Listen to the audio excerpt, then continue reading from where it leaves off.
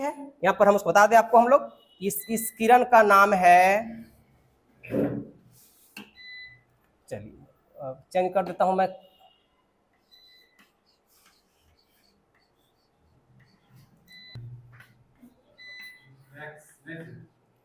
Reflected ray.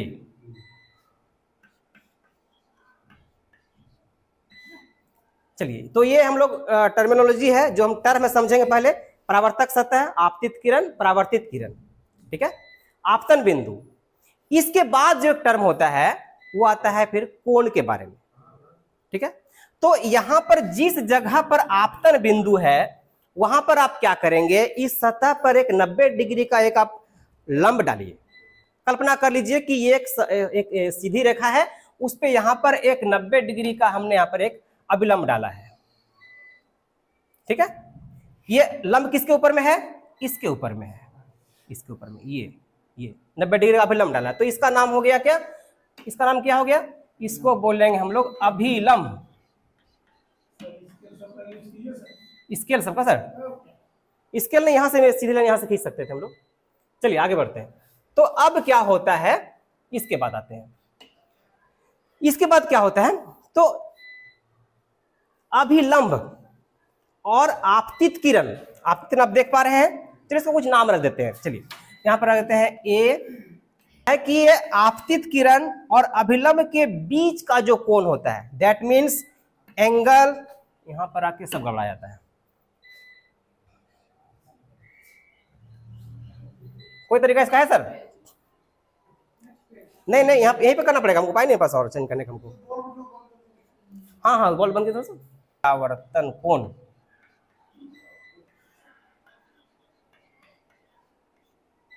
ठीक है, ये हो गया टर्म हमारा। अब इसके बाद क्या होता है, इसके बाद एक नियम पर आते हैं, प्रकाश का परावर्तन का नियम, ठीक है। तो इस नियम को हम लोग लिपिबद्ध करेंगे। तो प्रकाश के परावर्तन के दो नियम होते हैं जो आपको याद भी करना है, एग्जाम में भी आता है 3 नंबर का, या में भी 2 नंबर का भी आ सकता है। आते हैं, यहां तक बात समझ में आ गई है। अब हम लोग चलते हैं नए पेज में, ठीक है सर, और पढ़ाएंगे, हो गया, बाकी लोग भी तो है, और लोग को मौका दीजिए। चलिए, तो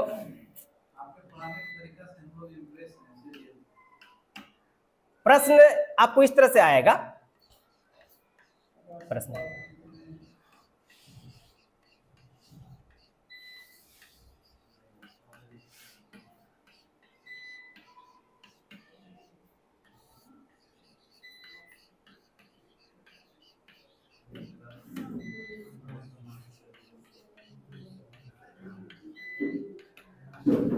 चलिए, तो प्रकाश,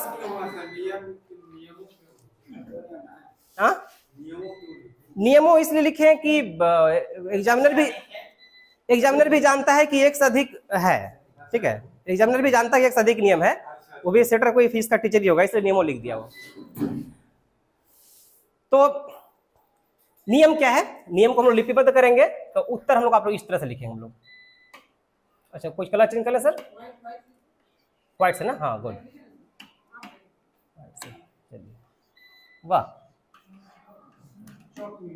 हाँ। तो आप लोग लिखेंगे, पहले लिख भी लेंगे और साथ ही साथ हम लोग समझ भी लेंगे।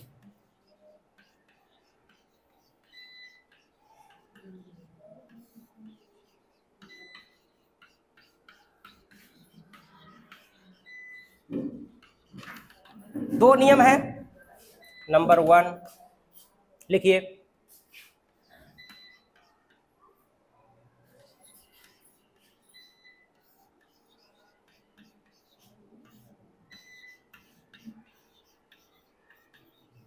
इसको लैंग्वेज चेंज भी कर सकते हैं।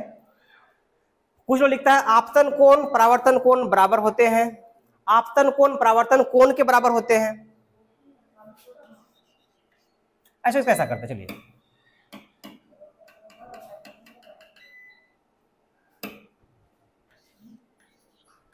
तथा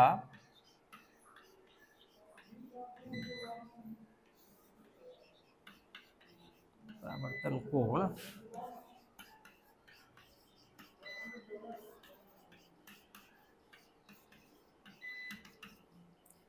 दैट मीन्स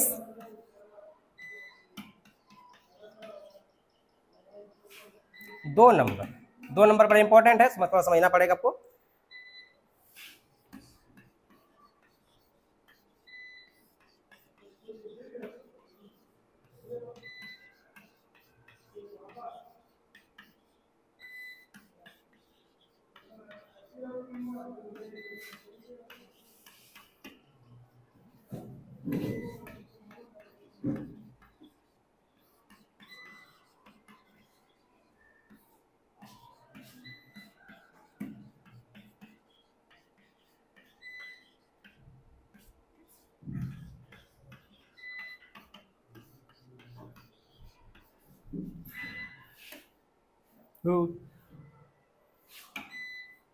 एक ही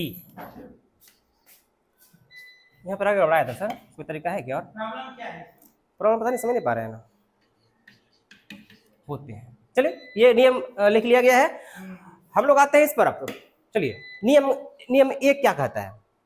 नियम एक कहता है कि आप लोग लिखे होंगे, पढ़िए क्या नियम लिखे हैं। आपतन कोण तथा परावर्तन कोण बराबर होते हैं। ब्रैकेट में लिखा गया था I = R। सिंपल सी बात है कि एंगल AOM, यहां पर आप देख रहे हैं, लिखाएगा नहीं, एंगल AOM ये आपतित किरण और अभिलंब के बीच का जो ये कोण है, ये आपतन कोण है। आपतन कोण और परावर्तन कोण बराबर होगा। दैट मीन्स अगर आप इस प्रकाश की रेखा को अगर आप इधर लेके जाएंगे, अभिलंब की तरफ लेके जाएंगे, यानी कि अगर इसको एंगल को छोटा करेंगे, दोबारा देख लें पर एक बार आप, मान लीजिए अभिलंब है, अगर यहां पर आप टॉर्च की रोशनी को यहां पर लगाएंगे आप, तो ये एंगल छोटा कर रहे हैं आप, आई छोटा करेंगे तो आर भी जो होगा वो छोटा होगा, छोटा हो जाएगा, ठीक है। अगर आई को बड़ा करेंगे, आप यहां लेके जाएंगे, इसको आई बनाएंगे, तो आर भी इतना बड़ा हो जाएगा, ठीक है। सिंपल सी बात है। इसी आपको क्वेश्चन पूछेगा, यदि आपतन कोण 30 डिग्री का है तो परावर्तन कोण कितने डिग्री का होगा?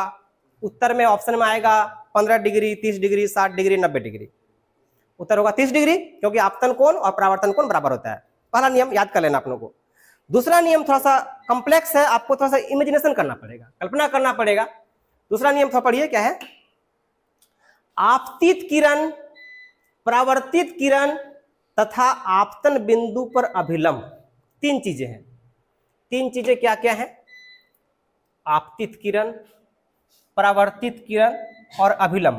तीनों का एक ही तल में होने का क्या अर्थ है? बाबू सर बोलिए सर, बाबू सर, एक ही तल में होने का क्या अर्थ है?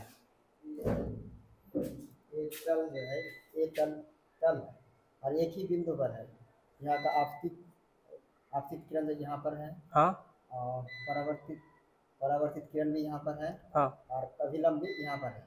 एक तल, एक ही तल, एक तल है, इसी तल में तीनों है। आपतित किरण भी है, परावर्तित किरण भी है, अभिलंब भी एक ही जगह है, एक ही। अच्छा, मान लीजिए कि अगर ऐसा हो, ये अभिलंब है, यहाँ पर मेरा आपतित किरण है और ये मेरा परावर्तित किरण है। लेट मान लेते हैं इस तरह से, ये तीनों के बिंदु पर नहीं है, ये दोनों एक ही बिंदु पर, लेकिन ये अलग बिंदु पर है।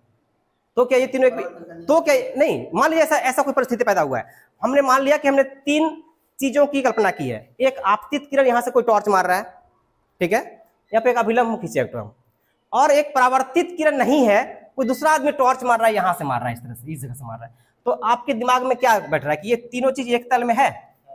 एक तल में है, एक तल में तो है, लेकिन ये जो टॉर्च कहां से मार रहा है, इसका जो रिफ्लेक्स, इसका रिफ्लेक्स नहीं हो रहा है, तो दूसरा है। हम लोग, हाँ, क्लियर सी बात है कि यहाँ पे परावर्तन नहीं हो रहा है। इस तरह की संभावना बनती है जब हम किसी ग्लास में पानी भरकर कोई माने प्रकाश डालते हैं या कोई भी चीज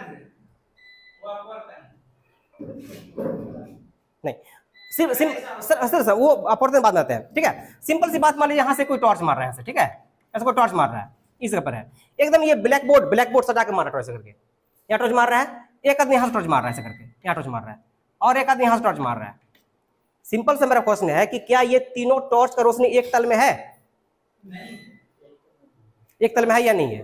नहीं, एक तल में है।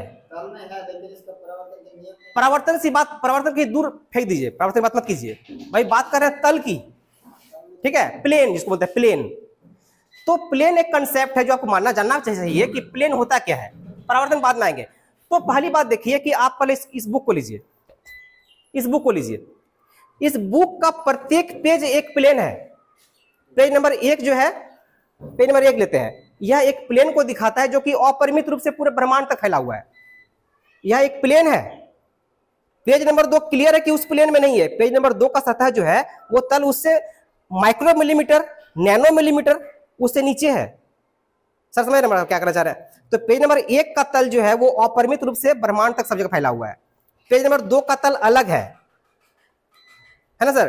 तो अभी हम अगर तल की बात करते हैं, अगर हम इसी पेज को खड़ा कर दे, ऐसे करके खड़ा कर दें, और ये मान लेते हैं ये पेज नंबर 1 है मेरा, ये मेरा पेज नंबर 1 है, बुक का पेज नंबर 1 है। तो पेज नंबर 1 ये जो सरफेस है मेरा, यह एक तल को दिखाता है। क्लियर सी बात है कि नीचे जो ये सीमेंट वाला तल है वो अलग तल है, ठीक है? तो यहां पर क्या हो रहा है कि अगर ये तीनों आदमी टॉर्च अगर इस ब्लैक बोर्ड में सटा के मार रहा है, ये तीनों प्रकाश का किरण एक तल में है ना? और एक आदमी अगर इस यहां से टॉर्च मार रहा है, इस प्लस्तर से टॉर्च मार रहा है, तो क्लियर है वो अलग तल में मार रहा है टॉर्च वो। तो अब इस कंसेप्ट का यूज क्या है कि ये कहना चाहता है कि अगर आप प्रकाश की किरण इस ब्लैक बोर्ड सटा के मारें तो ऐसा कभी नहीं हो सकता है कि ये वाला किरण इस ब्लैक बोर्ड के सतह से सट के ना जाए, इस सतह में चला जाए। ऐसा नहीं होगा। एक तल में होने का अर्थ है कि अगर आपतित किरण अगर इस ब्लैक बोर्ड के तल में है तो परावर्तित किरण भी इस ब्लैक बोर्ड के तल से ही गुजरेगा। कुछ क्लियर सा कर पाए क्या हम? या भी कोई डाउट है बहुत बड़ा क्लियर करेंगे। तो ये है तल की परिभाषा। तो कहता है कि ये तीनों जो है एक ही तल में होना चाहिए।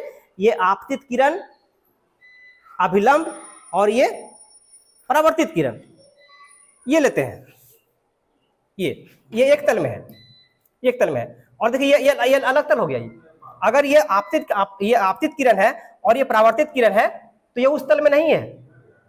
क्या बोल रहे हैं सर? ये ब्लैक बोर्ड के तल में नहीं है। ये ब्लैक बोर्ड के तल में कब होगा? जब ये ऐसे सट जाएगा ऐसा करके, ठीक है? तो ये कहने का अर्थ है कि तीनों जो होता है आपतित किरण, अभिलंब और ये परावर्तित किरण, तीनों एक ही तल में है। इसलिए इस केस में ये तीनों एक ही तल में है। तो ये हो गया परावर्तन का 2 नियम। इसलिए सर लिखे थे कि नियमों को लिखिए, चूंकि 2 नियम है तो ये दोनों नियम आप लोग याद कर लेना, एग्जाम में आएगा। इसके बाद फिर आगे पढ़ेंगे, फिर इसमें हम लोग गोलीय दर्पण पढ़ेंगे। That's all, thank you. हो गया सर? चलिए सर,